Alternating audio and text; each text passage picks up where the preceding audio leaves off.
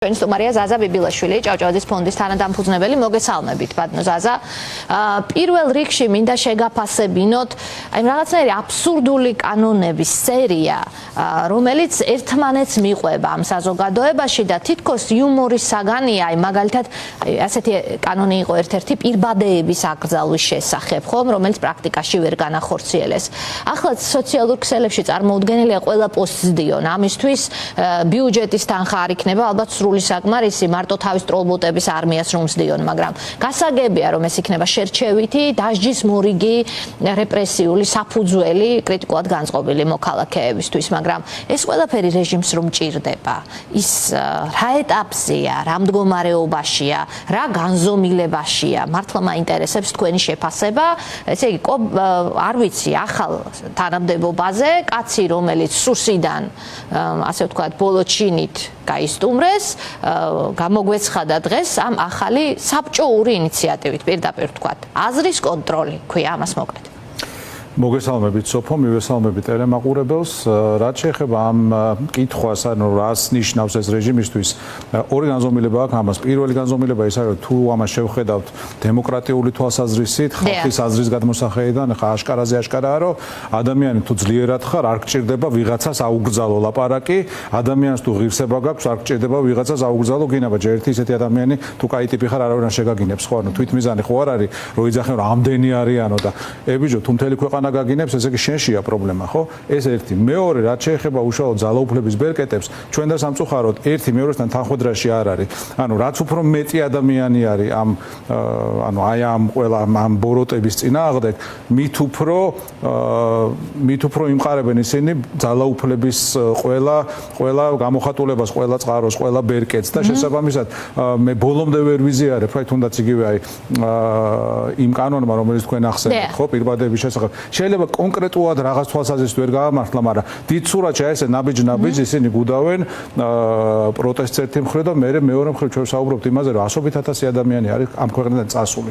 წასული არის იმიტომ, რომ ვერ ხედავენ აქ საკუთარ პერსპექტივას, ვერ სუნთქავენ თავისუფლად, ვერ ვითარდებიან როგორც მოქალაქეები. და შეიძლება იყოს კიდევ ერთი მოტივი, რომ წავიდეს ქვეყნიდან ადამიანი, რომელსაც Facebook-ზე გამოქვეყნებული პოსტის გამო შეიძლება ემუქრებოდეს სასჯელი. მათთვის ეს მისაღებია.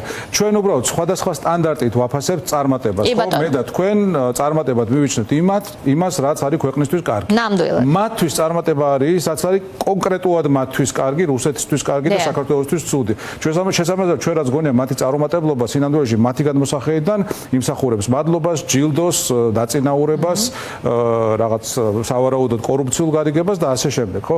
ეხლა რაც შეეხება ამ დინარაძეს ამ ინიციატივას, ძალიან სწორად თქვით, ვაპირებდი მაგის თქვას და დამასწარით, რომ ხა როგორი წესია, ხო? სადაური წესია და აქაური წესია, რომ რაღაცას უგრძალავენ ჩვეულებრივ მოქალაქეს, მაგრამ თავად ამას აკეთებენ ყოველდღიურად. პრეზიდენტი, პრემიერ-მინისტრი, პარლამენტის თავმჯდომარე, ქალაქის მერი, იგინებიან, ილანძღებიან, იარაღებს აკრავენ. ანუ ვიღაცებს კონკრეტულად ეძახიან აგენტებს, აი კონკრეტულად, ხო? ეს ანუ ძალიან მძიმე ბრალდებაა, ხო?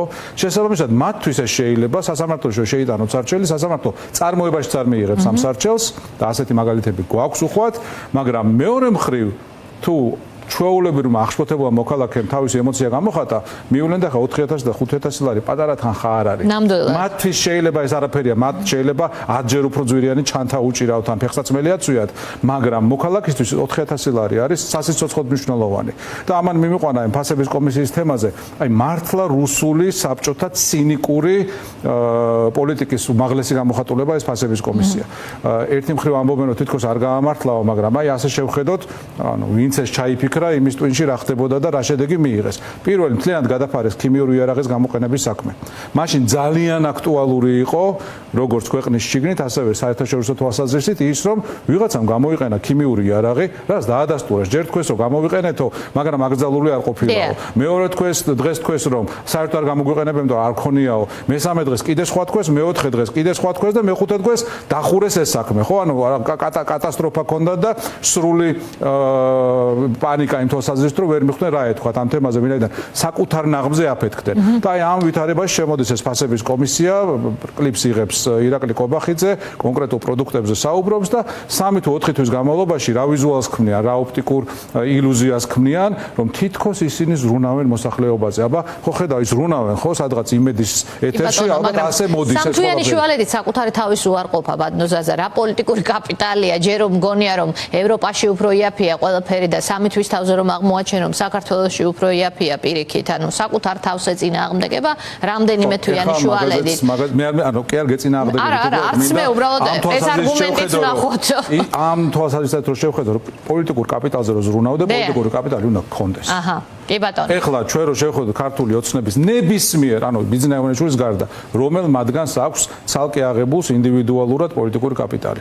ანუ მათი უმეტესობა მოსულია არსაიდან და თანამდებობიდან გაშვების მერე ხრება, ანუ პრემიერებზე გვაქვს საუბარი, ხო, რა ვიცი, მაგრამ სად არის დღეს მამუკა ბახტაძე, სად არის კვირიკაშვილი, რომელზეც ამხელა იმედებს ამყარებდნენ. სუსის ყოფილი უფროსი ოხანაშვილი, რომელიც მრჩევლად გადაიყვანეს მაგალითად, ჯებაჩიაშვილი ჩამოაყვანინეს და სად არის, რა ესეც ძალიან მნიშვნელოვანია, როდესაც საუბრობთ მაგალითად სუსზე და რას უნდა აკეთებდეს სამართალდამცავი სტრუქტურები.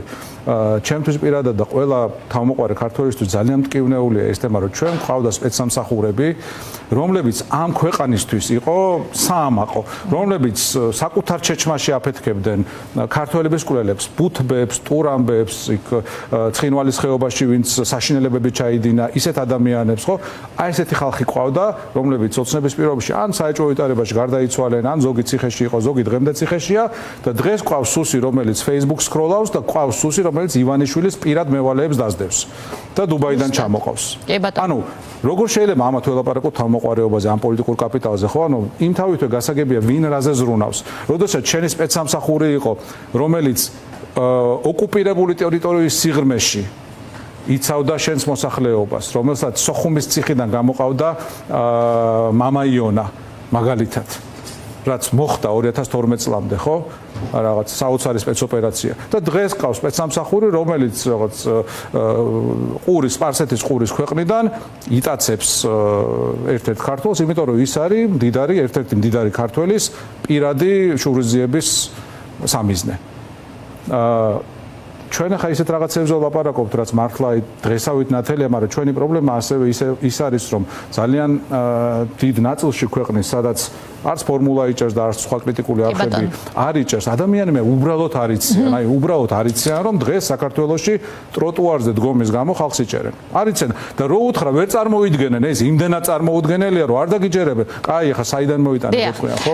კი, ბატონო ზაზა, მაგრამ ეს ხომ ვერ დარჩება ასე ერთი ჯგუფის სამიზნეს რეპრესიული კანონმდებლობა, ხომ? ის ბოლოს და ბოლოს ყველას მიაკითხავს და საბჭოთა სისტემა ამის მაგალითი, რომ და არა მარტო ყველა ავტორიტარული სისტემა ამის მაგალითი, რომ როცა გონია რომ შენთან არ მოვა, შენ არ მოგაკითხავს, ზუსტად ამიტომ არის ავტორიტარული სისტემა ისეთი როგორიც არის, რომ ყველას მიაკითხავს საბოლოო ჯამში. ამიტომ დროს იგებს შესაძლო ახლა ოცნება იმის გასაძლიერებლად, რაც საზოგადოების დიდ ნაწილში არის. კრიტიკულად არის ამ საზოგადოების ძალიან დიდი ნაწილი განწყობილი, მაგრამ დრო და დრო მას აკლია რწმენა ცვლილების. რომ მას შეუძლია შეცვალოს, რომ ის ბევრია, ამ ხარეს, მოქალაქეების ჯამს კი შეუძლია უკარნახოს ამ ქვეყანას რა პოლიტიკური გზით წავიდეს. აი, ამის დემონსტრირებისთვის დავბრუნდეთ ახლა აქეთ ფლანგზეც, პოლიტიკურ სპექტრზე უნდა გკითხოთ ოპოზიციის მხარეს, კეთდება თუ არა დღეს ყველაფერი, თქვენი აზრით, ან რას აკლებს ამას ოპოზიცია. მე ძალიან ბევრი გამოხმაურება წავიკითხე ამ ბოლო დროს, ალბათ თქვენს ამ საკითხთან დაკავშირებით, იქნება ეს ერთიანობის თემა თქვენს გეწერათ ამის შესახებ, თუ ეს იქნება სტრატეგია, რომელ გზასაც უნდა დაადგეს ოპოზიცია პოლიტიკური და მთავარი პრობლემა ყველა ანალიზში, რაც იკვეთება, არის აი ამ კრიტიკულ საზოგადოებასა და პოლიტიკურ კლასს შორის ბმა, რომელიც არ აღმოჩნდება ხოლმე ისეთი ძლიერი, რომ ყველა ეს ადამიანი ერთად მოიმხროს, ხომ? ყველა ეს ადამიანი დაარწმუნოს ცვლილებაში. მე მესმის, რომ პოლიტიკური სურათი არის ძალიან მძიმე ამ ქვეყანაში და პოლიტიკური პატიმრების რაოდენობით ჩვენ რუსეთს უსწრებთ ამ ეტაპზე. ეს მოცემულობაა. ჩვენ არავის არ ვაკნინებთ არავის ღვაწლს, მაგრამ მოცემულობა რომ აღწეროთ, როგორია ეს სურათი დღეს და რა შეიძლება გაკეთდეს ამის გასაძლიერებლად. თქვენ როგორ ხედავთ ამ სურათს? რომ მუდმივად ჩვენ გვესმის ხელის გაშვერა ერთმანეთის მიმართ, ერთიანობაზე საუბრის დროსაც ასეა. ხო, ნუ ხელის გაშვერისგან ნამდვილად შორს ვარ, უბრალოდ თქვენ არა, მე გულისხმობ თვითონ პოლიტიკურ სპექტრს, ზალებს, რომლებიც ერთმანეთს ხშირად აბრალებენ ხოლმე, რაღაცის არ გამოსვლას. ამ თემაზე ყოველთვის იყო ხოლმე კონსტრუქციულ ჭრილში იმ თვალსაზრისით, რომ გამოსავალი ყოველთვის იყო შეთავაზებული. ახლა თქვენ რო თქვით, რომ პოლიტიკურ ელიტასა და ხალხს შორის მაინდა-მაინც კარგი ქიმია არ არის, ჩვენ წლების განმავლობაში საუბრობდით ეგრეთ წოდებულ შიდა პარტიულ დემოკრატიაზე. შიდა პარტიულ დემოკრატია რას ნიშნავს? დღეს ახლა პირდაპირ გაგებით ეს აღარ არის აქტუალური სამწუხაროდ, იმიტომ რომ ისეთ ვითარება რა პარტიები და რა დემოკრატია და რა არჩევნები, ხო, ანუ ფორს მაჟორის ვითარებაში ვართ. მაგრამ სანამ იყო ეს აქტუალური, ჩვენ სულ საუბრობთ, რას ნიშნავს შიდა პარტიული დემოკრატია, როდესაც ადამიანი იღებს მონაწილეობას მაგალითად ლიდერის შერჩევაში. როდესაც ამ ადამიანმა მე იცის ლიდერი რას აკეთებს, საიდან იღებს ფულს, რაში ხარჯავს ამ ფულს. როცა ლიდერი მე არჩევნების მერე ამავე ადამიანს აბარებს ანგარიშს და თუ შედეგი არ დადგა ისეთ როგორც უნდა დამდგარიყო, მე მიდის, როგორც ეს ხდება დემოკრატიულ ქვეყნებში, ამ ადამიანს აღარ ჭირდება მოწოდება, რომ ეხლა მიტინგზე გამოდი, ეხლა აქციაზე წავამყევი, მე სახში შედი, მე კიდე გამოდი, მე შემოხაზ და შენ. ის ადამიანი თვითონ არის ამის გამკეთებელი. მე ყოფილ ვარ დასავლური ქვეყნების კიდევ ერთხელ ვიმეორებ ყოველს ფონად გვაქვს ის რომ ჩვენ არ ვართ დემოკრატიული ქვეყანა, მაგრამ სანამ კიდე რაღაც ჩანასახოვანი ფორმა, ჩანასახოვანი კი რაღაცა უბრალოდ ნასახი ამისი არსებობდა, ამ პერიოდზეა საუბარი, ხო, ანუ დასავლურ პარტიებში, რა ვიცი, როცა ყოფილა მათ მაგალითად ყრილობებზე, ადამიანები მოდიან და დილას 10-ზე იწყება და მაგალითად 6-მდე გრძელდება, ხო, და არ მიდიან სახში, იმიტომ რომ ეს არ არის საიდანაც ჩამოყვანილი ადამიანები, რომლებიც 3 საათიანი ნიუსის დასაწყისში უნდა გამოჩნდნენ მასოვკად და მე ის რაღაც ჩართვა რომ მორჩება, მალევე დაიშალონ, ხო? ეს არიან ადამიანები, რომლებიც ამ პარტიებში ხედავენ საკუთარ თავს, საკუთარ სოციალურ, ეთნიკურ, რა ვიცი, რეგიონულ. შესაძლოა დაინტერესებს ვინ არის თავმჯდომარე, ვინ არის ხადია და ეხლა იგივე თქვენ პოსტი ახსენეთ, ხო, იმ ჩემ პოსტში მათ შორის ისე წერა, რომ ანუ დემოკრატია ნიშნავს იმას, რომ ეხლა ვიღაცამ ეხლა 5 კაცმა, 10 კაცმა მოილაპარაკა და ეხლა ჩვენ ვიქნებით რაღაც აი ხალხის დიდი მასის წარმომადგენლები, ეგრე არ არის, ეს ბუნებრივად უნდა იყოს, ხო? რა ვიცი, ეხლა მაგალითად ზუსტად გამსახურდია არ ჭირდებოდა იმის ტკიცება, რომ ვიღაცის ლიდერია. ნუ აი ასე იყო, ხო? ეს ბუნებრივად ასე ხდებოდა, ხო? მე ვიღაც სხვა იყო, რომელიც შეიძლება ძალიან ნიჭიერი იყო, ძალიან ლამაზი, ძალიან კეთილშობილი, მაგრამ ნუ იმ რანგის ლიდერი ვერ იყო, რაღაც ობიექტური მოცემულობებიდან გამომდინარე და ეს გასათვალისწინებელია ნებისმიერი ასეთი ერთობისას. ხა რაც შეეხება ასევე ერთობას, ხო? თუ არ არის ასეთი ლიდერი? ხო, აი მეორესაც რა მინდა ვთქვა ამ შემთხვევაში, ხო? მეორე პირველი იყო ეს შიდა დემოკრატია, რომელიც ნუ სხვადასხვა ფორმით არა პარტიული, მაგრამ სხვადასხვა ფორმით მაინც ყოველთვის უნდა არსებობდეს, რომ ქიმია არსებობდეს. და მეორე რაც მინდოდა მეთქვა არის, რომ ჩვენ არასდროს არ ვსწავლობთ საკუთარ შეცდომებზე, ან გაგმული გზაზე. ამასაც ვიმეორებთ, ხო, ახალ სხვა არაფერს არ ვამბობ. ანუ არ შეიძლება რომ ჩვენ რაღაც მე ასე შევიდეთ იგივე სპირალში, თუ ერთხელ მაინც არ მოვიხედეთ უკან და ვთქვით, აი წინა არჩევნებზე შორს არ მივდივარ. აი წინა არჩევნებზე რა შეგვეშალა. თუ იქნება არ შეგვშლია და ვიღაცას ეს უნდოდა. ამის გარეშე ძალიან რთულია რომ დღეს დავსხედეთ და აი ნულიდან, სუფთაფურცლიდან დავიწყოთ რაღაცაზე საუბარი. იქნება ეს ერთიანობა, საერთო სტრატეგია თუ კოორდინაცია თუ რაც არ უნდა იყოს, ხო? ვიმეორებ, ეს არ არის ხელის გაშველა, ეს ჩემი აზრით არის. ეს ბევრჯერ ნათქვამი არ არის, ვის რა შეეშალა. აი თუნდაც ვინც ახლა ერთ ალიანსშია მაგალითად, ხომ? ამ ოპოზიციურ ალიანსს გულისხმობ მაგალითისთვის, მათ ერთმანეთისთვის ყველაფერი ნათქვამი აქვთ. ის რას უთვლიან ერთმანეთს შეცდომას.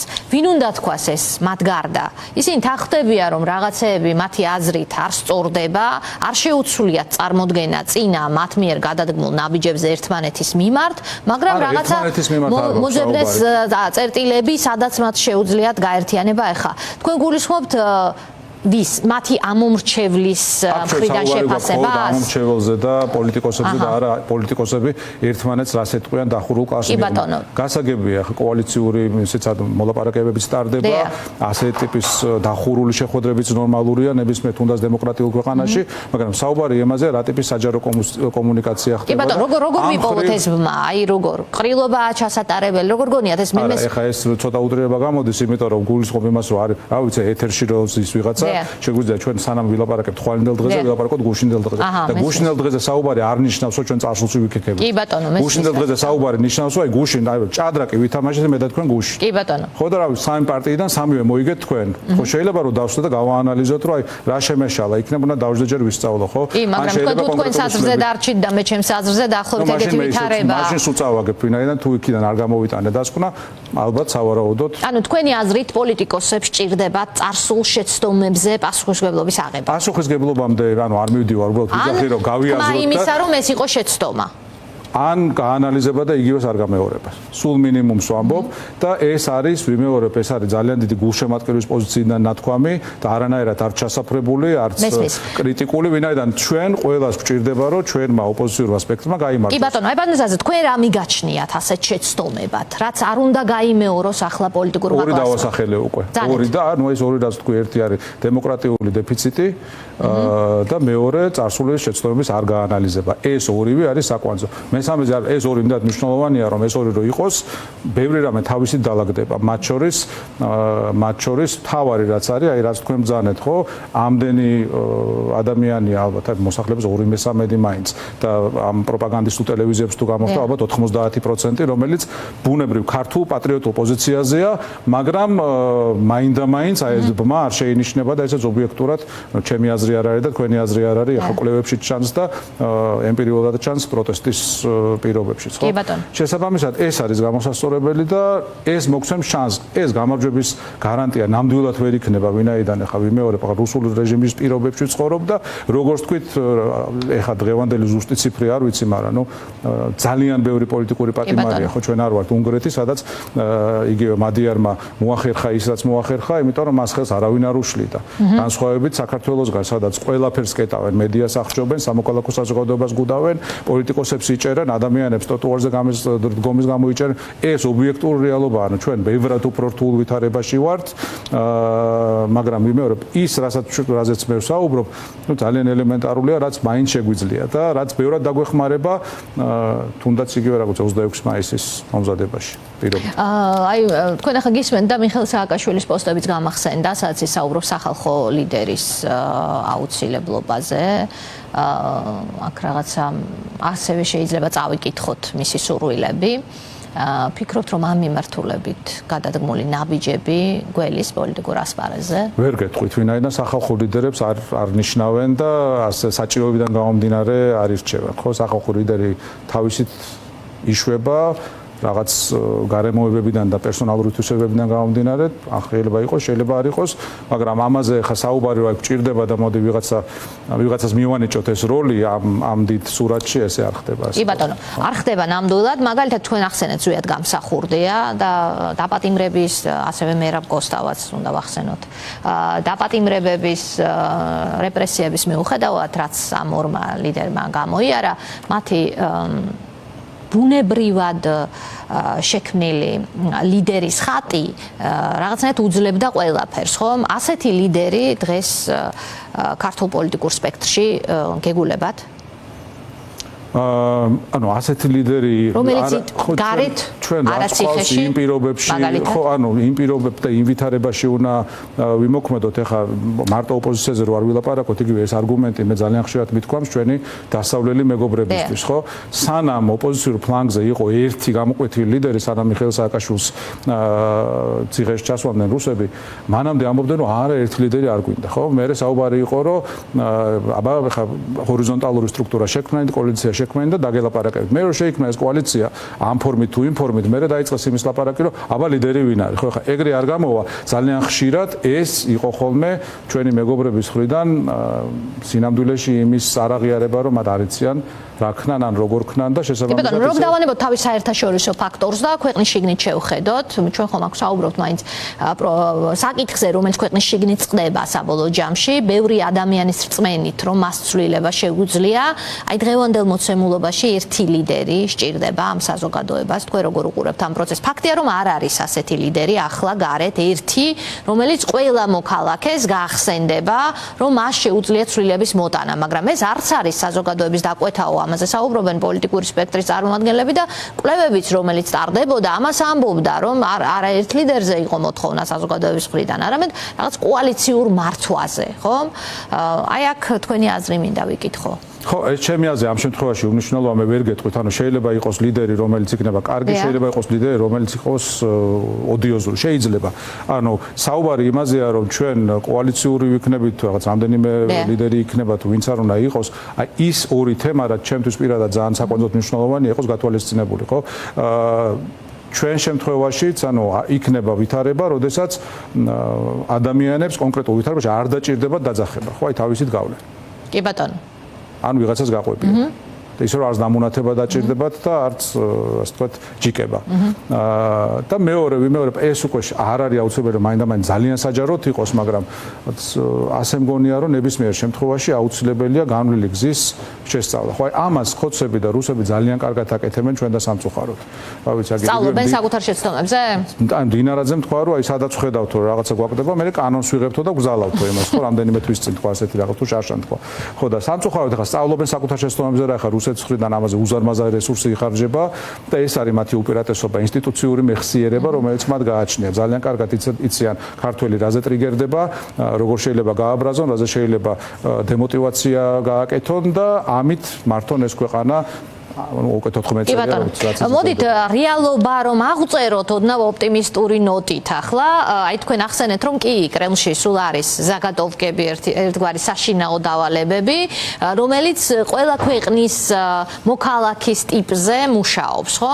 გასაგებია ქართველი რაზე ვარდება ბრჭყალებში, ეს კრემლში ძალიან კარგად იციან და არაერთ დოკუმენტშია ეს გაწერილი, რომელიც მერე ჰიბრიდული ომის ნაწილად ბრუნდება ამ ქვეყანაში და ეს იცნობა უკვე ეს ხერხები, მაგრამ აქ ხომ უნდა აღწეროთ რეალობა, რომ იმან რაც იმუშავა ბელარუსსა და რუსეთში, არ იმუშავა ჯერჯერობით საქართველოში, მიზანი ხომ საბოლოო ჯამში აქ გაქრობა კრიტიკული აზრის, რასაც ვერ მიაღწია ამ რეჟიმმა, მიუხედავად იმისა, რომ მათ ძალიან ჩქარი ტემპით გაიარეს ყველა ის ნაბიჯი, რომელიც კრემლმა საკუთარ ქვეყანაში გადადგა, ხომ პუტინმა მაგალითად, რითაც გააქრო კრიტიკული აზრი რუსეთში. აქ გამოიყენეს მათ ხელთ არსებული ყველა მეთოდი, თუ არ ჩავთვლით, აი შუბლში ტყვია არ მოხვედრია ჯერჯერობით ჟურნალისტებს მაგალითად პოლიტკოვსკაიას შემთხვევას გავიხსენებთ, მაგრამ მზია ამაღლობელი ციხეშია, ხომ? ერთი ნაბიჯი აკლია. კი ბატონო, ძალადობას მოწოდებასთან წახალისებულს ძალადობისკენ, ხომ? ხელისუფლების მხრიდან, მაგრამ აი ნემცოვი არ არის საქართველოში, ხომ? ესეთი кейსი არ გვაქვს საქართველოში, მაგრამ ჩვენ გვყავს ყველა კი არა და ძირითადი პოლიტიკური სპექტრი დაპატიმრებული, ხომ? მაგრამ ერთი ნაბიჯია, თუ ამას გარისკავს რეჟიმი, მე უკან დასახევი გზა არ არის, მე უგულისხმობ, თუმცა ასევე ვიგებთ, რომ ყოფილი პროკურორი მაგალითად ქუჩის მკვლელობებს აგერ ორგანიზებდა მათივე ბრალით, ხომ? წაღენებული ბრალით, მაგრამ აი ეს ნაბიჯი აქვს დარჩენილი რეჟიმს, დანარჩენი ყველაფერი სცადა, მაგრამ ვერ გააქცია ეს ხალხი ქვეყნიდან იმ რაოდენობით, რაც პროტესტს გააქრობდა. ეს არის თუ არა რაღაცნაირი იმედის სხივი ამ მთელ არეალში. ანუ იმედი რა თქმა უნდა არის სოფო, ვინაიდან ახლა ის რაც თქვენ თქვით, ეს არის მოცემულობა, ეს არ არის ახალი მოცემულობა, ეს არის ჩვენი ეთნოფსიქოლოგია, ჩვენი პოლიტიკური დნმ, ჩვენი განვლილი ისტორია, ის რასაც ესენი ყალბად ეძახიან ქართველობას და სინამდვილეში არის ჩვენი ქართველობა, ხო, იგივე ბოლშევიკები რო შემოვიდნენ საქართველოში, საქართველოს кейსი იყო პირველი და უმაღლეს დონეზე განიხილებოდა წლების მანძილზე, იმიტომ რომ ის ქართველი კომუნისტებიც კი, რომელიც შემოუძღვნენ წითელ არმიას და რაღაც ილუზიებში იყვნენ, რომ აქ უბრალოდ თავრობა შეცვლიდნენ და მე თვითონ იქნებოდნენ, აღმოჩნდა მათი მნიშვნელოვანი ნაწილი უცბად რაღაცნაირ ეროვნულ რელსებზე, ნუ ბოლომდე როგორ ვთქვა გადავიდნენ, მაგრამ ნუ იმ მოლოდინის შეუსაბამოდ მოიქცნენ, რაც რუსებს ჰქონდათ მათ მიმართ. შესაბამისად, ეს არის ჩვენი წარსული, ჩვენი პოლიტიკური იდენტობა და ამას ვერ შეცვლიან, მაგრამ მე მინდა რომ ჩვენი ამბიცია ცოტა მეტი იყოს, ის რომ ვერ გაგვტეხეს, მოდი ასე ვთქვათ, ახლა თემურლენგმაც ვერ გაგვტეხა, მაგრამ 8 ჯერ შემოვიდა საქართველოს საქართველოში და აოხრა საქართველო. ხო ვერ გაგვტეხა რა თქმა უნდა, მაგრამ ნუ ალბათ უკეთესი იქნებოდა რომ ჩვენ გველაშქრა მონღოლეთში და იმათ ეთქვათ რომ ვერ გაგვტეხეს ქართველებმაო. აი ამას გულისხმობ ამ შემთხვევაში ცხადია ჩვენ ვერ გაგვტეხეს, მაგრამ ჩვენი მიზანი მაინც უნდა იყოს არა რაღაც კონკრეტული თემატური პატარ-პატარა წარმატებების ან ვერ გატეხოს. არამედ გახსნილი შეძლოს გამოყენება, რომელიც ამ ტოლწუთას არის.